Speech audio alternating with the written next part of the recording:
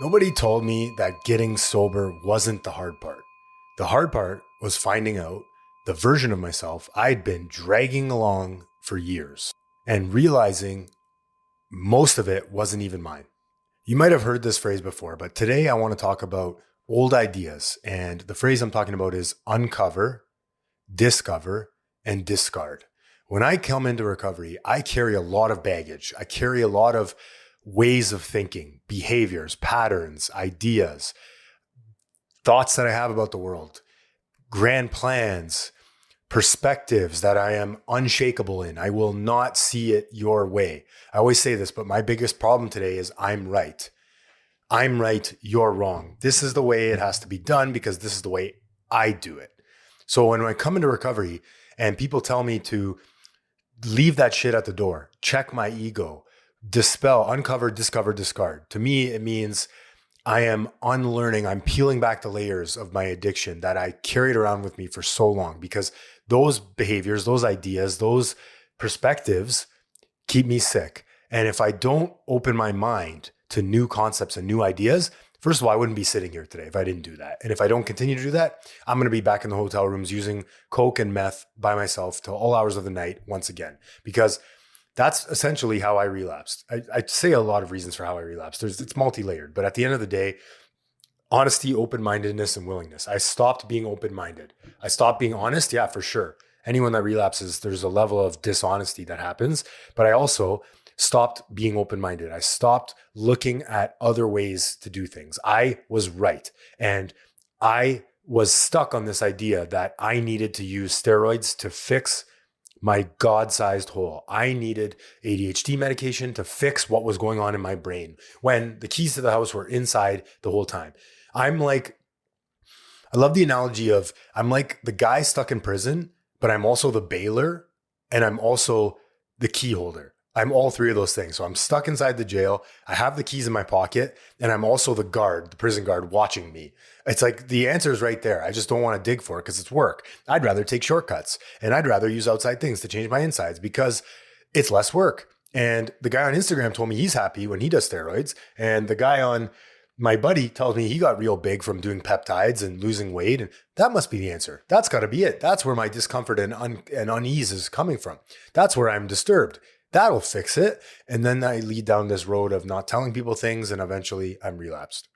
So this episode isn't a how-to. It's not a manual, not a guide. I'm just going to talk about basically the old ideas that keep me sick, keep us sick, and how to get rid of them, how to come into recovery and start to leave your old ideas behind because not all of them serve you. And let's be honest, not all of them are bad either. Some of them are helpful. Some of them get me through hard times. But a good example of one that's killing me right now is this money idea. I need money to be successful. I need a good job to be successful. I need a high paying job to be successful. I'm dispelling that every day or trying to because I'm getting back into this counseling industry, not back. I never was in it before, but I'm getting into the counseling industry. And as you know, the money's not good. It's something that needs to change, but it's just the way it is. The social service work industry is not the pay that a lot of people might think it is, and it's not advantageous in the financial aspect. So I need to find worth elsewhere. And I mean, listen, at the end of the day, we all know money doesn't bring happiness, but you have to go and scrape your knee to try because we're stubborn. I'm stubborn. I need to learn the hard way.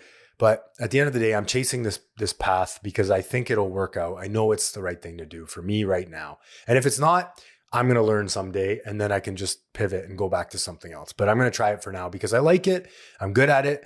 And it brings me joy to help others that were once suffering like me. So setting the stage, what are old ideas? What are we talking about when I say old ideas?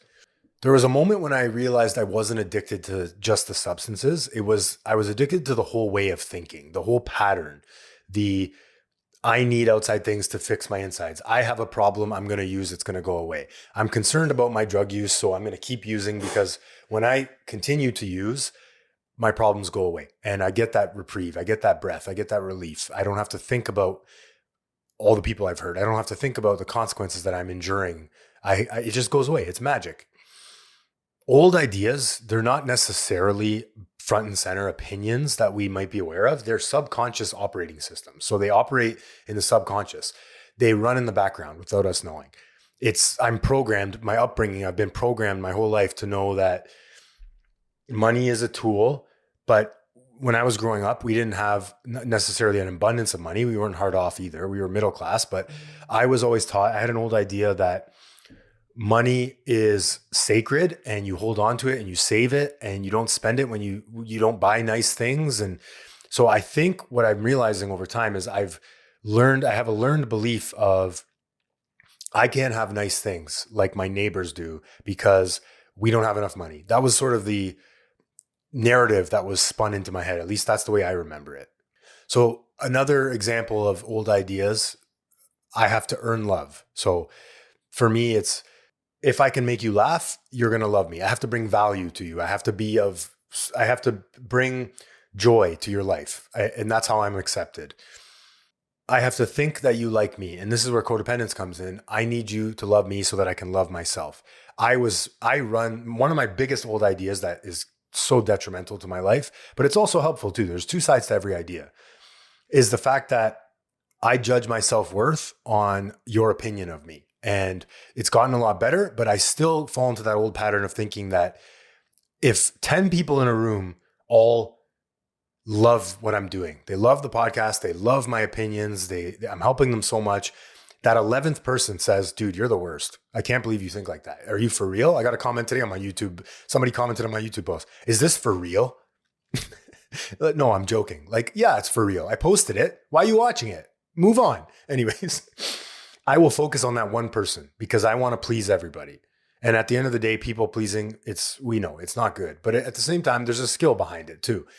I can adapt to scenarios for my betterment. I can use it in business and in work, and I can read the room. And if I'm trying to do something at work, I can use that skill to get you on my side, to persuade you to help me do something. That's in work and in the business world. But my point is there's two sides to everything. So it's not just people pleasing is not something that's just ruining your life forever. There's also another side of it where you can use this as an asset. You can use this to build relationships and learn from people that, well, this worked and this didn't. People don't like when I do this. They like when I do that. I just need to be authentic at the end of the day. There's a lesson in every weakness, in every character defect. Another one is showing weakness gets you hurt. So men aren't supposed to be vulnerable. That's another idea. Men don't cry. We just move on and we provide for our families and we work hard and we're supposed to look strong all the time. And that's another old idea that I come into recovery with.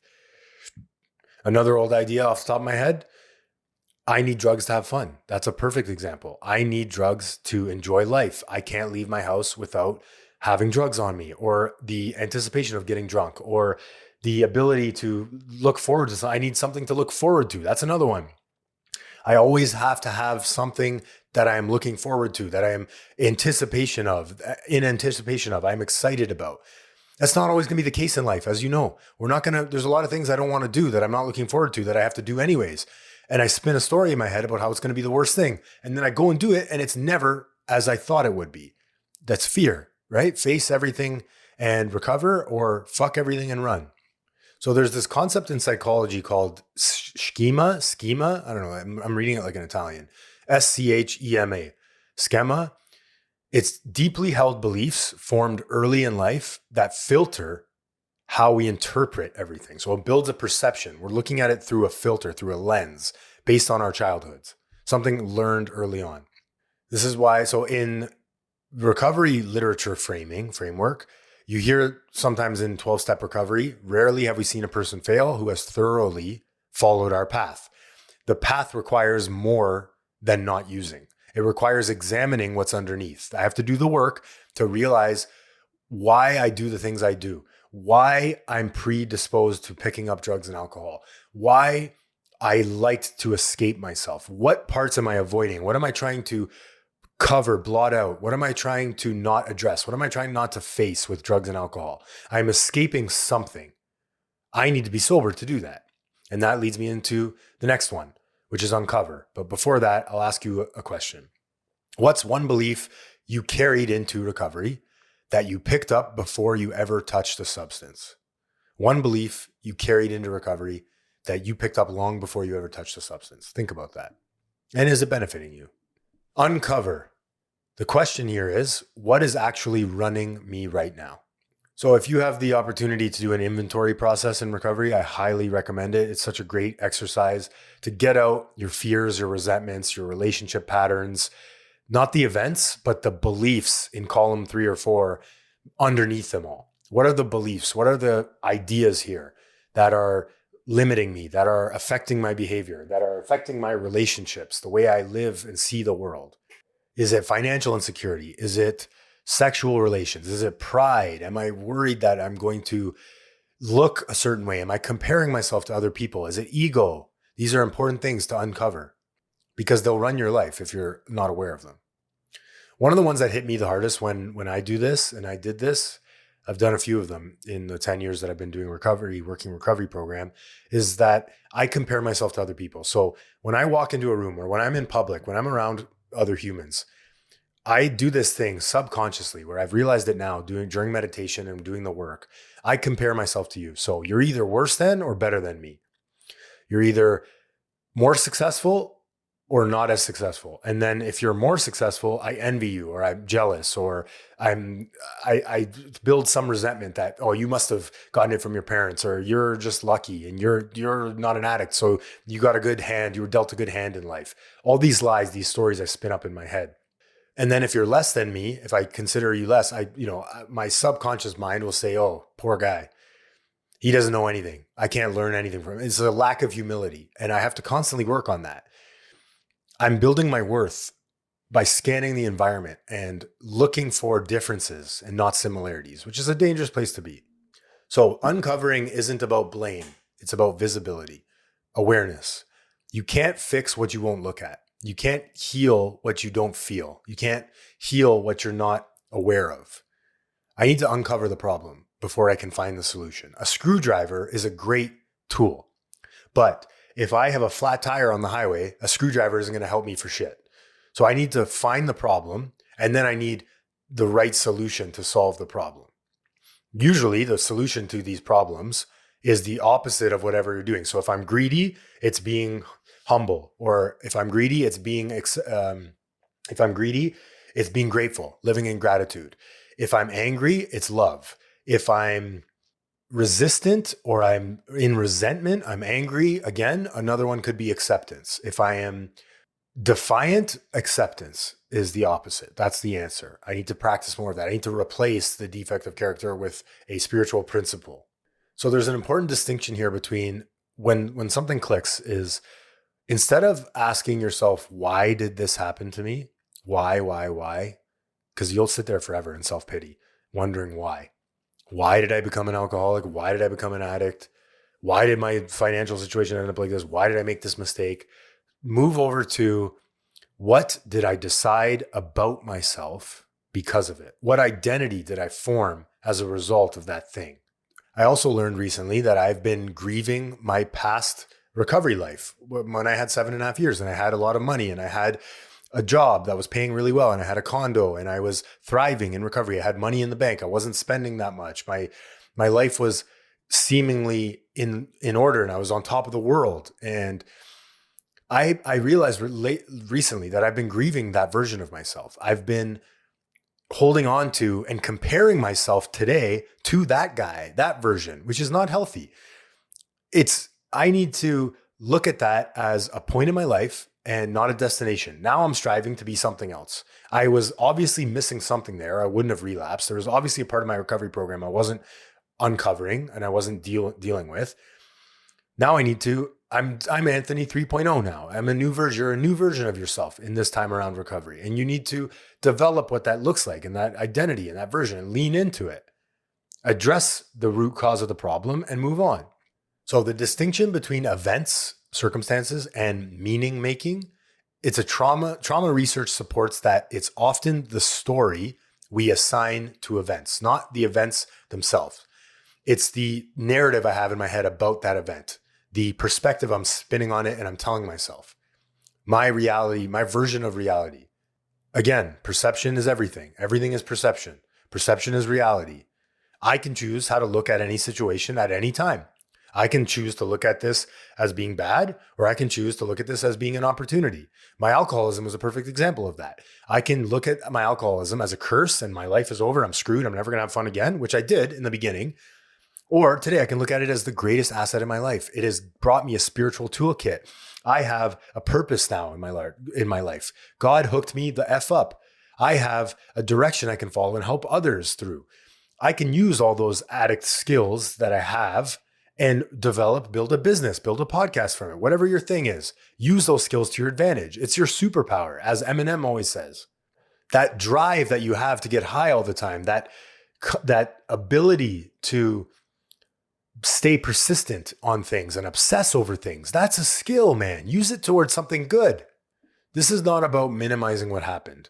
Both can be true. Something terrible happened and we built beliefs around it and now run us on autopilot.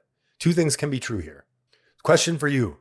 When did you first realize a belief you had about yourself wasn't actually yours? It was something you absorbed from someone else. Okay, segment 3, discover.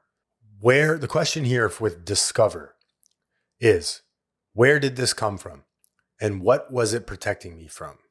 The difference between uncovering and discovering: uncovering names the idea, discovering traces it back. We're looking at the root of the problem here. I talked about this a bit in the open, but my problem with money and my tying my self-worth to my external circumstances, having my self-worth contingent on my external circumstances, I think goes back to some part of my childhood where I needed everything to be okay in the house. I needed there to be no problems so that I could feel okay. That's the belief that was built in my childhood. And now today, if everything's not okay on the outside, if I'm not financially stable, it means let's be honest, it feels like I'm dying. It feels like I'm eroding into society. I am falling behind. Behind what? Behind this old version of me that I spun the story that I should be here. Again, we're using the shoulds. I should be doing this. This should be this way. Not accepting the nature of my reality. This part is uncomfortable, and I'm not going to sugarcoat it. There was grief here. For whatever you're going through, there was some amount of trauma that happened that developed this old idea. You can only decide for yourself what that is. And with the good work of a good therapist and maybe a recovery sponsor as well, tracing back. But therapy is so important in this aspect because I need to learn why I do the things that I do so that I don't have to do them anymore. And then when they come up, I can just spin this quick line in my head, which I've been doing a lot lately. Oh, there's that financial insecurity fear coming up again. Oh, my brain is doing that thing again, that it's telling me I need external circumstances to be okay. I need my external environment to be okay, whatever that means, okay, for me to feel safe, for me to feel accepted, for me to belong, whatever the thing is for you. Discovering the origin didn't excuse the behavior, but it explained the function that mattered. Question for you. Have you ever discovered where one of your survival strategies originally came from? What was that like? Okay, discard. So the third one, we have uncover, we did discover, and now we're going to talk about discard. The question here is, how do I actually let this go? And important part here, what do I replace it with? Because I need to subtract by addition. I need to take away by adding something else. Discarding isn't a decision that happens in the moment overnight. It's a practice. I had to act as if the old idea wasn't true before I believed the new one. So acting as if this wasn't true. Is this really true? Is this thing really true? This belief that I have, is it 100% without a doubt true? Most of the time it's not. It's a story that we spin in our head. So if you can act as if it wasn't true before you believe a new one, you're on a good start, on a good path. So there's a gap period here that when you've let go of the old idea, but the new one hasn't taken root yet, the space in between is where a lot of people relapse or white-knuckle it. You're finding out your identity, you're learning your true self, you're uncovering, discovering, discarding, and growing in recovery, but you're still looking for those new ideas. I had to go to recovery spaces, full stop. I followed around and I continue to follow around guys in recovery that have what I want. They have that sense of ease and comfort without taking a drink. They look calm and peaceful and they make me feel calm and peaceful. You ever been around one of those people that's always anxious and You can like hear their thoughts out loud almost. They're so uptight and wound up. How do you feel when you're around those people? Not very good. You feel the anxiety coming off them, the energy that they bring to the room. I started to hang around people that had good energy. And what I mean by that, I don't mean it in a woo-woo way, but the people that made me feel calm when I hung around them, that were forgiving, and they weren't talking shit. They weren't gossiping. I started to hang around those people so that I could steal their new beliefs and apply them in my life. That's what works for me today. Hey, can I borrow your belief and practice it? And look, I'm happier now as a result. What are the chances of that? Who would have thought? If you want what we have, you have to do what we did. Full stop. So discarding also means grieving the identity that formed around the old idea. So again, I'm grieving my old 7.5-year self because I'll never get back to that guy. I'm not saying that I'll never get 7.5 years sober again. I'm saying that I will never be exactly like that version of me. I'm growing. The circumstances are changing. My life is growing, evolving. I'm changing. My perception of the world is changing. I'm more mature. I'm maturing in recovery. I'm growing up. So if your story was, I don't need anyone, I've got this, I could do this on my own, which is common for a lot of us. Letting that go means sitting with how lonely I actually was. Cognitive restructuring does not equal positive thinking. It's about identifying the distortion and replacing it with something more accurate, not just optimistic. You're being more realistic and accepting and noticing things for what they actually are. ACT therapy, which stands for acceptance and commitment therapy, highly recommend doing it if you have a therapist. The framework is diffusion, learning to see the thoughts as thoughts, not facts. Listen, I don't know about you, but I have no control over my first thought. A lot of the time I have no control over a lot of the thoughts that pop into my head, but I do have control over my action and my next thought and what I do about that thought. Do I dwell on it or do I notice it for a train passing through the station? That's it. It's a train passing through the station and I don't have to identify with it. I don't have to attach myself to it. Neuroplasticity basics, repeated new thought patterns literally build new neural pathways over time. Recovery changes brain structure, not just behavior. You're rewiring your neurotransmitters in your brain to think more realistically and in turn end up thinking more positively. Here's something I'll leave with you. If anything is possible in the future, if you have a fear of the future like I do, and I don't know I have a fear of the unknown. Well, guess what? The unknown could also be the best thing ever for you. Think about that for a moment. The unknown is scary. It's frightening. It's petrifying at times, but it could also be, if you look at it this way, exciting and illuminating. And if I don't know what's going to happen in the future, that means anything can happen, including all the good, positive things. Whatever you put your magnifying glass on, you're going to notice more in your life. It's the same reason if I tell you, look for a blue car and you leave this podcast and all you see on the road, or if you're driving right now listening to this and I say blue car, blue car, blue car, all you're going to notice is blue cars. And you're not going to notice, wow, I saw 25 blue cars today. What are those chances? Your brain notices what you put energy into, what you focus on. Just remember that. Your magnifying glass is looking at the negative, turn it to the positive. This isn't a one-time thing. Uncover, discover, discard is a loop. It's constant, ongoing for life. It's a new layer, new inventory, new freedom. I still catch myself running in that old code, that old behavior, that old programming. The difference is I notice it faster now. I notice when it's running my life and it's not serving me. Where are you today with this process? What's still being worked on? Keep it honest, not resolved. So what am I still working through? Recovery is not just about the removing of the substance.